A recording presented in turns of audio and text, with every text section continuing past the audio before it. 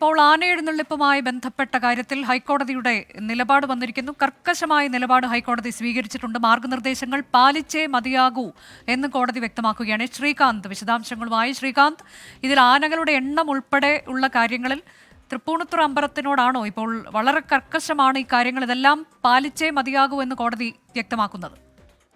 നിലവിലിപ്പോൾ വിവിധ പൂരങ്ങളുമായി ബന്ധപ്പെട്ട ഹർജികൾ കോടതിയുടെ പരിഗണനയിലുണ്ട്. അതിൽ ഓരോന്നെടുക്കുകയാണ്. അതിലിപ്പോൾ തൃപ്പൂണിത്തറ ക്ഷേത്രത്തിൻ്റെതാണ് ആദ്യം വന്നത്. അതാണ് കോടതി പരിഗണിച്ചത്. അതിൽ കോടതി കുറെ കാര്യങ്ങൾ ചോദിക്കുന്നു. 15 ആനകളെ എഴുന്നള്ളിക്കണം എന്നത് ആചാരമാണോ എന്ന് തൃപ്പൂണിത്തറ പൂർണ്ണത്രയീശ ക്ഷേത്രം ഭാരവാഹികളോട് കോടതി ചോദിച്ചിരിക്കുന്നു. ദൂരപരിധി പാലിച്ചാൽ 9 ആനകളെ മാത്രമേ എഴുന്നള്ളിക്കാനാകൂ എന്ന് ക്ഷേത്രം ഭാരവാഹികൾ പറഞ്ഞിട്ടുണ്ട്. എങ്കിൽ 9 ആനകളെ എഴുന്നള്ളിച്ചാൽ പോരെ എന്ന് കോടതി മറുപടിയായി ചോദിച്ചു. ജനങ്ങളുടെ സുരക്ഷ കൂടി തങ്ങൾക്ക് പരിഗണിക്കേണ്ടതുണ്ട് എന്ന് കോടതി പറയുന്നു. ആന ഇല്ലെങ്കിൽ ആചാരങ്ങൾ മുടങ്ങുമോ എന്ന് കോടതി ചോദിക്കുന്നു. മാർഗനിർദ്ദേശങ്ങൾ ഈ ആന എഴുന്നള്ളിപ്പുമായി ബന്ധപ്പെട്ട് പാലിച്ചേ തീരൂ എന്നാണ് കോടതി പറയുന്നത്. ആനകൾ തമ്മിൽ 3 മീറ്റർ അകലം വേണ്ടെന്ന് വിദഗ്ധർ അഭിപ്രായപ്പെടുന്നുണ്ടോ എന്നൊരു ചോദ്യം കോടതി ചോദിക്കുന്നു. ആനകൾ ഇല്ലെങ്കിൽ ഹിന്ദുമതം ഇല്ലാതാവുമോ എന്നാണ് അടുത്ത ചോദ്യം ഡിവിഷൻ ബെഞ്ച് ഉന്നയിക്കുന്നത്. ആനകളെ ഉപയോഗിക്കുന്നത് ആചാരത്തിന്റെ ഭാഗമല്ല എന്നാണ് കോടതി വീണ്ടും ചോദിക്കുന്നത്. ഹിന്ദുമതം ആനകൾ ഉള്ള ഈ ഉത്സവങ്ങൾ ഇല്ലെങ്കിൽ ഹിന്ദുമതം തകർന്നു പോകുമോ എന്നുള്ളതും കോടതിയുടെ ചോദ്യമായി ഇപ്പോൾ വരുന്നു. അതായത് എന്തൊക്കെ പറഞ്ഞാലും ശരി, 3 മീറ്റർ എന്ന മാനദണ്ഡം പാലിച്ചേ തീരൂ. മാർഗനിർദ്ദേശത്തിൽ വെള്ളം ചേർക്കില്ല. ആ നിന്നിടത്ത് നിൽക്കുകയാണ് ഹൈക്കോടതി ഇപ്പോഴും. അതായത് ശ്രീകാന്ത്, ഇപ്പോൾ 3 മീറ്റർ എന്നുള്ളത് പാലിച്ചുകൊണ്ട് ആനകളെ എഴുന്നള്ളിക്കാം, 9 എണ്ണമേ പാടുള്ളൂ. അങ്ങനെയെങ്കിൽ ശരി, ആ തരത്തിലേക്ക് അത് നടപ്പാക്കുക. 9 ആനകളെങ്കിൽ അങ്ങനെ, അതാണോ ഇപ്പോൾ കോടതി തൃപ്പൂണിത്തുറ അമ്പലത്തോട് പറയുന്നത്? തൃപ്പൂണിത്തുറ അമ്പലത്തിൻ്റെത് പരിഗണിച്ചപ്പോഴാണ് അവർക്ക് അങ്ങനെ നിർദ്ദേശം കൊടുത്തത്. പക്ഷേ ഇത് അവിടെ മാത്രമല്ല ബാധകമാവുക. തൃശ്ശൂർ പൂരത്തിനടക്കമുള്ള ക്ഷേത്രങ്ങളിലെ ഈ ആന എഴുന്നള്ളിപ്പിന് ഇത് ബാധകമായി വരും. ഈ തൃപ്പൂണിത്തുറയിൽ 15 ആനകളെ ആനക്കൊട്ടിൽ നിരത്തി നിർത്തി ആണ് ഇത്തരത്തിൽ അവിടെ ഉത്സവം നടന്നിരുന്നത്. പക്ഷേ 3 മീറ്റർ പാലിച്ച് നിർത്തിയാൽ 9 എണ്ണം മാത്രമേ നിർത്താൻ സാധിക്കൂ. എങ്കിൽ പിന്നെ 9 എണ്ണം വെച്ച് നടത്തിയാൽ പോരെ? ഈ ആനകളുടെ എണ്ണം കുറയുന്നത് ആചാര ലംഘനമാകുമോ തുടങ്ങിയ ചോദ്യങ്ങളാണ് കോടതിയിൽ നിന്നും വരുന്നത്. 15 എണ്ണം തികച്ചുണ്ടായേ തീരുവോ എന്നൊരു ചോദ്യം കൂടിയാണ് കോടതി ഇതിൽ നിന്നും ഉദ്ദേശിക്കുന്നത്. ഒരു വെള്ളം ചേർക്കലും ഉണ്ടാകില്ല. 3 മീറ്റർ ദൂരപരിധി പാലിക്കണം. അത് ജനങ്ങളുടെ സുരക്ഷിതത്വത്തിന്റെ പ്രശ്നമാണ് എന്നുള്ള കാര്യം കൂടി കോടതി ചേർത്ത് പറയുന്നുണ്ട്. ഇതിപ്പോൾ നിലവിൽ തൃപ്പൂണിത്തുറ പൂർണ്ണത്രയീശ അമ്പലവുമായി ബന്ധപ്പെട്ടാണ്. പക്ഷേ നേരത്തെ ശ്രീകാന്ത് പറഞ്ഞതുപോലെ മറ്റ് അമ്പലങ്ങളെയും മറ്റുത്സവങ്ങളെയും തൃശ്ശൂർ പൂരം ഉൾപ്പെടെയുള്ളതിനെയും ഒക്കെ ബാധിക്കാവുന്ന തരത്തിലേക്കാണ് ഇപ്പോൾ കോടതിയുടെ മാർഗനിർദ്ദേശങ്ങൾ പുറത്തു വരുന്നത്. സുപ്രീം കോടതി പറഞ്ഞിട്ടുള്ള കാര്യങ്ങൾ കൂടിയാണ്. അപ്പോൾ ഇതിന്ന് കോടതി ഇതിൽ അവസാനിപ്പിക്കുകയാണോ അതോ കൂടുതൽ പരാമർശങ്ങളിലേക്ക് പോകുന്നുണ്ടോ? ഇതുവരെയും തീർന്നിട്ടില്ല. കോടതിയിൽ ഇപ്പോഴും ഇതിന്റെ വാദം നടന്നുകൊണ്ടിരിക്കുകയാണ്. എന്തായാലും തങ്ങൾ വിട്ടുവീഴ്ചയ്ക്കില്ല എന്ന് തീർത്തങ്ങ് പറഞ്ഞിരിക്കുകയാണ് കോടതി. മാർഗനിർദ്ദേശം പാലിക്കണമെന്നുമാണ് പറഞ്ഞത്. പക്ഷേ ഇത് തൃശ്ശൂരിലും തൃപ്പൂണിത്തുറയിലും മാത്രമായി നിൽക്കില്ല. മറ്റ് നിരവധിയായ ക്ഷേത്രങ്ങളുണ്ട്. അവിടെ ഈ ആനകളെ നിരത്തി നിർത്തി ഉത്സവങ്ങൾ ആഘോഷിക്കുന്ന അല്ലെങ്കിൽ തലപ്പൊക്കം അളക്കുന്ന ഏക്കം അളക്കുന്ന നടപടികളൊക്കെ ഉണ്ട്. പക്ഷെ അതൊക്കെ ഇനി അങ്ങോട്ട് നടക്കാനുള്ള സാധ്യത വളരെ കുറവാണ്. ഈ 10ഉം 40ഉം ആനകളുള്ള നിരത്തി നിർത്തി ഉത്സവം നടത്തുന്ന സ്ഥലങ്ങളൊക്കെ ഉണ്ട്. പക്ഷെ അവിടെയൊക്കെ ഈ 3 മീറ്റർ മാനദണ്ഡം പാലിച്ചാൽ അതിന്റെ പകുതി പോലും ഇനി ഉണ്ടാകില്ല. കോടതി പറയുന്നത് ഇത് ആചാരത്തിന്റെ ഭാഗമല്ല. മുൻകാലങ്ങളിലൊക്കെ അങ്ങനെ തന്നെയാണോ ഉണ്ടായിരുന്നത്? കോവിഡ് കാലത്ത് ഇത്രയും ആനകളെ കൊണ്ടുപോയിരുന്നോ നിങ്ങൾ? അത് കുറയ്ക്കാൻ തയ്യാറായിരുന്നില്ലേ എന്നൊക്കെ കോടതി ചോദിക്കുന്നു. അപ്പോൾ ആചാരമല്ല, നേരെ മറിച്ച് ദേവസ്വങ്ങളുടെ പിടിവാശിയാണ് എന്ന് കഴിഞ്ഞ ദിവസം കോടതി പറഞ്ഞിരുന്നു. അതിന്റെ ബാക്കിയായാണ് ഇപ്പോൾ കാര്യങ്ങൾ പറയുന്നത്.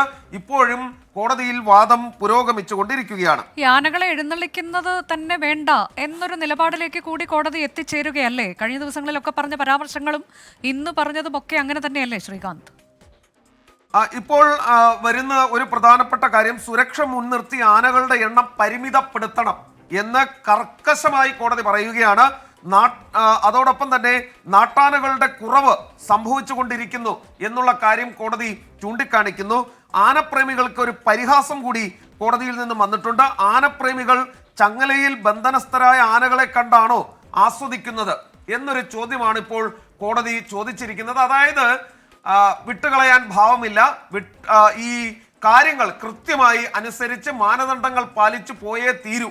അത് കോടതി ഓരോ ചോദ്യങ്ങളിലൂടെയും പരാമർശങ്ങളിലൂടെയും നിരീക്ഷണങ്ങളിലൂടെയും അടിവരയിട്ടുറപ്പിക്കുന്നു. ആനകളെ ഉപയോഗിക്കുന്നത് ആചാരത്തിന്റെ ഭാഗമല്ല എന്നൊക്കെ പറയുമ്പോഴും ആനകൾ വേണ്ട എന്ന് കോടതി തീർത്ത് പറഞ്ഞിട്ടില്ല. ശ്രീകാന്ത്, തീർച്ചയായും, അതായത് 3 മീറ്റർ അകലം അതാണ് കോടതി മുന്നോട്ട് വെക്കുന്നത്. അത് മാനദണ്ഡമാണ്, അത് സുപ്രീം കോടതി മാനദണ്ഡമാണ്. അത് പാലിച്ചേ തീരൂ. 15 എണ്ണം ഉള്ളിടത്ത് ഈ 3 മീറ്റർ പാലിച്ചാൽ 9 ചുരുങ്ങും എന്ന് ദേവസ്വം പറയുന്നു. അങ്ങനെയെങ്കിൽ ആ 9 ഉപയോഗിച്ച് എഴുന്നള്ളിക്കൂ എന്നാണ് പറയുന്നത്.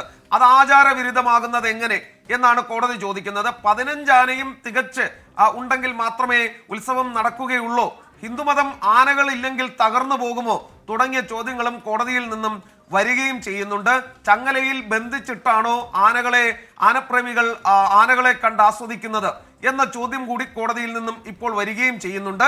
അതായത് സുപ്രീം കോടതി മാനദണ്ഡത്തിൽ വെള്ളം ചേർത്ത് ഉത്സവങ്ങൾ നടത്തൽ വേണ്ട, അതാണ് പറയുന്നത്.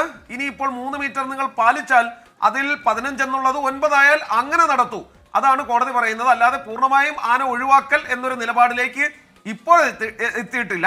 പക്ഷെ അത് ചോദ്യങ്ങളായി വരുന്നുണ്ട്. ആന എഴുന്നള്ളിപ്പ് വേണമെന്നുള്ളത് നിർബന്ധമാണോ എന്നൊരു ചോദ്യം കൂടി കോടതിയിൽ നിന്നും വരുന്നുണ്ട്.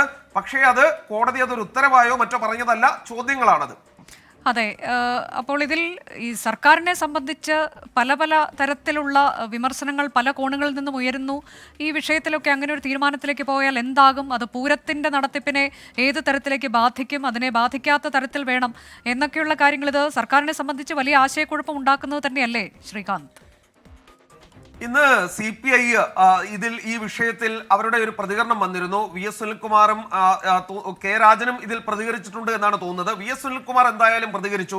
അദ്ദേഹം പറഞ്ഞത് തൃശൂർ പൂരം അടക്കമുള്ള പൂരങ്ങളെ ഇത് ബാധിക്കും. ഇതിൽ സർക്കാരിന്റെ ഭാഗത്തു നിന്നുള്ള ഇടപെടൽ വേണം. ഒരു കാരണവശാലും ഈ ആനകളുടെ പ്രശ്നം ഇനി ഒരു മുതലെടുപ്പിന് എറിഞ്ഞു കൊടുക്കരുത് എന്നൊരു പ്രതികരണം അദ്ദേഹത്തിൽ നിന്നും വരികയുണ്ടായി. ഘടകകക്ഷികൾ സർക്കാരിനോട് ഇക്കാര്യത്തിൽ അവരുടെ നിലപാട് വ്യക്തമാക്കുകയാണ്. സംശയമുണ്ട് അവർക്ക് ഇത് ഉപയോഗപ്പെടുത്തുമോ, ഇത് ദുരുപയോഗം ചെയ്യപ്പെടുമോ എന്നൊക്കെ, തന്നെ രാഷ്ട്രീയമായി ഉപയോഗിക്കുമോ എന്നൊക്കെ. സർക്കാരിനെ സംബന്ധിച്ചിടത്തോളം എത്രയും പെട്ടെന്ന് പരിഹരിക്കേണ്ട വിഷയം കൂടിയാണിത്. കാരണം ഇനി അങ്ങോട്ട് വരുന്ന മാസങ്ങൾ, ഡിസംബർ മാസം കഴിഞ്ഞാൽ ഉത്സവ സീസണാണ് കേരളത്തിൽ. അത് സർക്കാരിനെ സംബന്ധിച്ച് ഒരു പുകയുന്ന പ്രശ്നമായി മാറാതിരിക്കാൻ അവർ ശ്രദ്ധിക്കുകയും ചെയ്യും. അതാണ് ആന എഴുന്നള്ളിപ്പുമായി ബന്ധപ്പെട്ട് നിലപാട് കടുപ്പിച്ചിരിക്കുന്നു കോടതി പറയുന്നത് കൃത്യമായി തന്നെ ഈ ദൂരപരിധി എന്നുള്ളത് പാലിക്കേണ്ടതാണ്, പാലിക്കേണ്ടതില്ല എന്ന് ഏതെങ്കിലും വിദഗ്ധർ പറഞ്ഞിട്ടുണ്ടോ എന്ന് ചോദിക്കുന്നു. അതനുസരിച്ച് 15 ആനകൾ എന്നതിന് പകരം 9 ആനകളെ സാധ്യമാകൂ തൃപ്പൂണിത്തുറയിൽ എന്നുണ്ടെങ്കിൽ ആ തരത്തിലേക്ക് പോയാൽ പോരെ. ഈ ആന എഴുന്നള്ളിപ്പ് ഏത് മതത്തിന്റെ, ഏത് മതാചാരത്തിന്റെ ഭാഗമാണ്? അത് ഇല്ല എന്നുണ്ടെങ്കിൽ ഹിന്ദുമതം ഇല്ലാതാകുമോ തുടങ്ങിയ കടുപ്പിച്ചുള്ള ചില ചോദ്യങ്ങൾ കൂടി ഇന്ന് ഹൈക്കോടതി ഡിവിഷൻ ബെഞ്ചിന്റെ ഭാഗത്തു നിന്നുണ്ടായിട്ടുണ്ട്. മാർഗനിർദ്ദേശങ്ങൾ കർക്കശമായി പാലിക്കണം എന്നുള്ളതാണ് കോടതി വ്യക്തമാക്കുന്നത്.